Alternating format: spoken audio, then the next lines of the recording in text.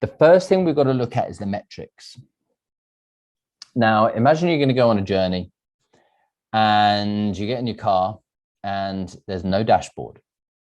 You don't know how much petrol there is in the car. You've got no speedometer. You've got no sat nav. You have nothing. How would that feel? You'd never really know where you are or what you're doing. Because remember, in a practice, we've got to navigate somewhere we've never been before. We're not going to a destination we've been to before.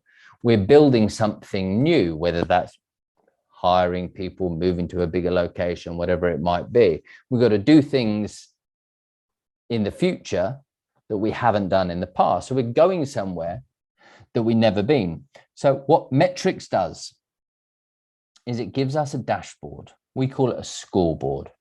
But for the purpose of this, it's what informs all your decisions. It's what sits right in front of you when you're piloting your vehicle and you go, I know exactly where I am. I know exactly where I'm going. I know exactly how we're doing. I know exactly how we're performing. I know exactly how much petrol we've got left. I am informed. So let me actually break from that because I think I actually want to show you a little bit more in detail about this. I'm purposefully jumping around my screen, right? I'm not just going to kill you via PowerPoint. Because I want to show you the power of what that might look like. Normally, when I start working with someone, this is the piece, or certainly the first, they don't really know how they're going. So they work purely off feel. I go, well, how busy are you? They're like, we're pretty busy. I want to go, well, how much money do you make each month? They're like, not really sure. Well, you know, do your people come back? What's your rebook rate? I'm not really sure. I think it's good though, right? Because people tend to become scared about numbers or they stay away from numbers. So one of the first things that you must do is to get together some data, some metrics, which give you an indication as to how you're doing.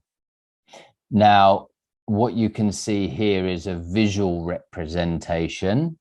If you look down here, I'm going to click into just data. Now, don't get overwhelmed by this. This is way simpler than you may think. Because people go, I don't like numbers. And this is just a really basic example, right? I just want you to look at one month. Here we go. So imagine this. It's May, and imagine this is 2022. How much money did we make? These are higher numbers because in Aussie dollars, you can halve it for UK, but it really makes no difference, right? This is just an example. This isn't actually a real practice. Wouldn't it be great if each month you knew how much money came in? Of that, how much was left? Profit, because it's not about what you make, it's about what you keep. And again, as an aside, we have to move to monthly. We have to know our data monthly. And I'm going to show you, like, it's way easier to put together than you actually think, or that you may think. Maybe some of you think it's super easy. But generally speaking, people go, I don't like numbers. I don't want to know. It's all technical stuff. It's not. It's really easy. Once a month, we just sit down and we go, we either look at Zero or we look at Clinico or whatever your practice management software is, or if you've got a bookkeeper, which get a monthly bookkeeper. It's a non-negotiable, a monthly bookkeeper. They will give you these three numbers each month. So what did we turn up over? How much money came in this month? How much was left after we paid everything? And cash flow is the difference between the opening and closing balance of your bank account.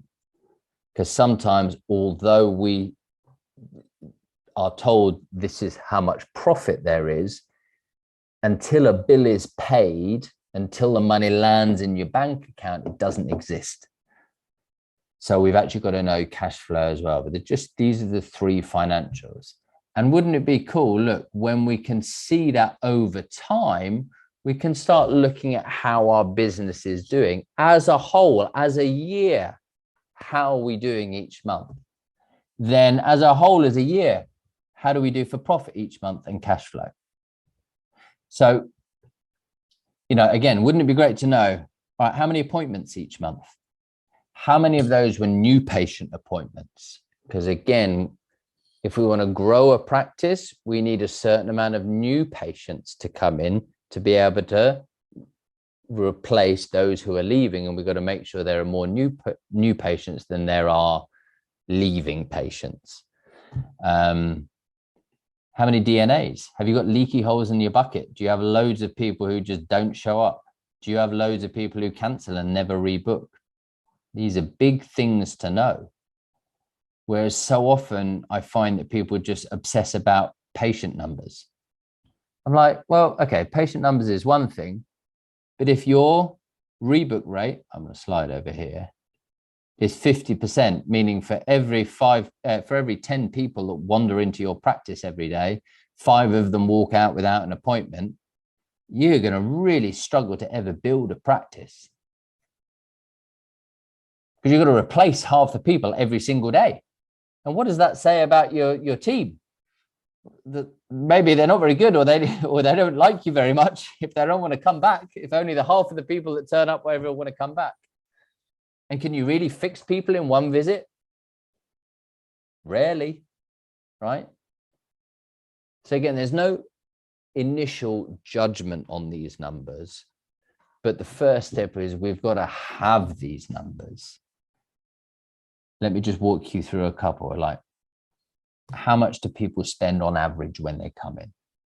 How much do we sell in products, right? Utilization rate, really important. How full are we? That's all that means.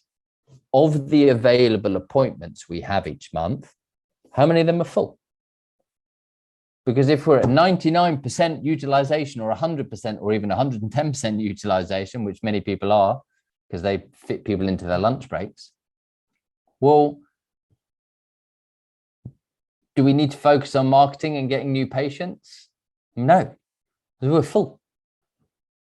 So having the data informs the decisions about what we need to do moving forward in our practice. Quite simply speaking, if the utilization rate, how busy you are, is 100%, then there's really only a couple of things you got to hire, right? Or you got to work more days, you know, and if you don't want to work more days, you got to hire. Otherwise, really, there's not a lot else you can do. You can put prices up for sure, but there's no point improving your or reducing your DNA rate or cancellations or improving your rebook rate because you're already full. So I hope you understand, like, I'm not going to go into like monumental detail about how to read these numbers exactly, but just understand that the very first step, let me bring it back up.